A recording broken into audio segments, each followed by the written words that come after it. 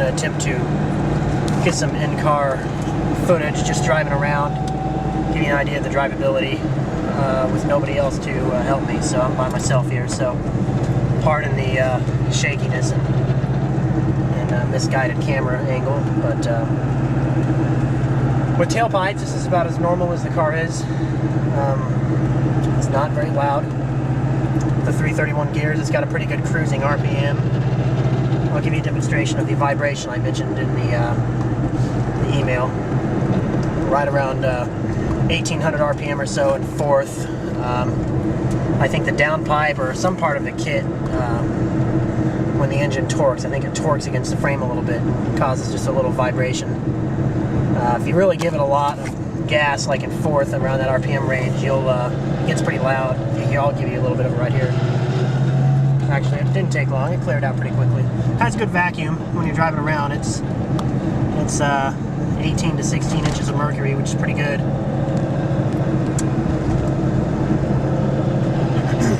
And I'll get on the highway and give you a demonstration of what the highway speeds are like with the RPM. I think it hits 2,000 RPM around 66 mile an hour.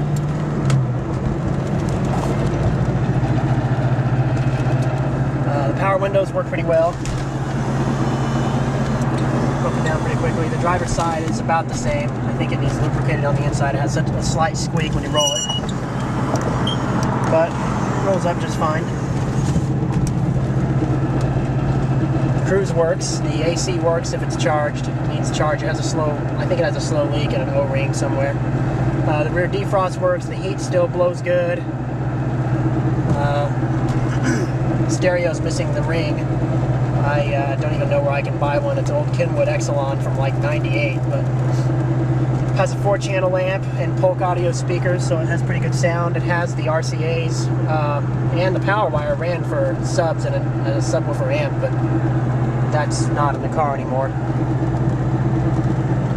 And I'll crack the windows a little bit to give you a good indicator of what it sounds like under boost. And then, as you can tell, just driving around normally, it's pretty friendly.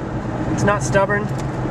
The tranny downshift, so I didn't double clutch that downshift in the third. This TKO transmission, I have some pretty expensive tranny fluid in it called BG Synchro Shift 2. It's manufactured here in Wichita, and it's I don't know if it's the fluid or if this transmission's in good shape, but it shifts like a T5. But anyway, I'm going to stop here in the street to give you an idea of where it idles. That's about the idle speed here. The tackle show a bit lower, about 1,000. That's about it. It doesn't really surge much. And then when you take off, it shifts pretty easily. And this clutch is about like stock too.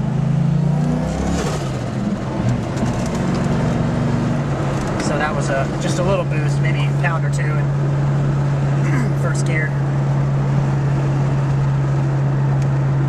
And I'll get into it here in a minute so I can give you an idea of what it sounds like when the wastegate opens up. The wastegate is vented back to the atmosphere, so it doesn't stay quiet.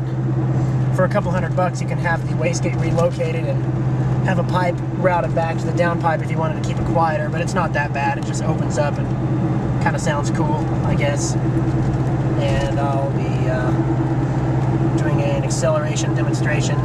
It's at 10 psi right now. I've got a couple gallons of 110 to make the octane probably 94, maybe 95, because we don't have 93 octane pump gas here. We only have 91, so